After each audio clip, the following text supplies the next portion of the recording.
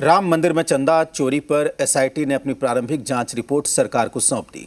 हफ्ते भर तक लगातार एसआईटी ने हर बिंदु को ध्यान में रखकर जांच की, यानी अब जल्द ही हो सकता है बड़ा खुलासा।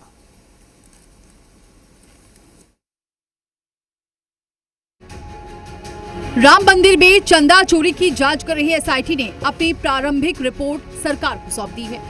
एसआईटी की तरफ से एसीएस गृह को सौंपी गई रिपोर्ट में कई अहम बातों का जिक्र है और सूत्रों के मुताबिक इस रिपोर्ट में कई बिंदुओं पर गंभीर सवाल भी दर्ज किए गए हैं। दान राशि की गणना व्यवस्था पर सवाल, निगरानी व्यवस्था की समीक्षा, गणना कर्मियों के चयन प्रक्रिया की जांच, संबंधित लोगों के आपसी संबंधों की पड़ताल, कुछ कर्मचारियों पर कार्रवाई की सिफारिश।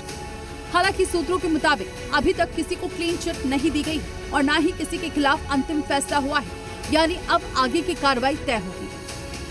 सूत्र ये भी बता रहे हैं कि मंदिर की आंतरिक व्यवस्था से जुड़े कुछ जिम्मेदार पदों की भूमिका को भी जांच के दायरे में देखा गया है।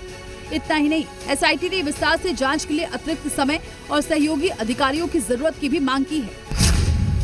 100 से ज्यादा लोगों को चिन्हित किए जाने की चर्चा, जांच का दायरा बढ़ सकता है, प्रशासनिक स्तर पर निगरानी मजबूत करने की तैयारी, अयोध्या जिलाधिकारी के अधिकार को बढ़ाया गया है। इस पूरे मामले का एक अहम पहलू ये भी है, मंदिर ट्रस्ट का गठन सर्वोच्च स्तर की प्रक्रिया के बाद हुआ है। ऐसे में आगे की प्रशासनिक और संस्थागत कार्रवाई संबंधित स्तर पर तय होगी। आस्था का केंद्र, भरोसे की पहचान और अब उसी व्यवस्था पर उठते सवाल। लेकिन अंतिम सवाल अभी बाकी है, क्योंकि जांच अभी खत्म नहीं हुई है और अब सबकी नजर इस बात पर है कि जांच में क्या सामने आएगा और क्या फिर एक्शन होता है। अयोध्या से जी मीडिया के लिए प्रवेश पांडे की रिपोर्ट।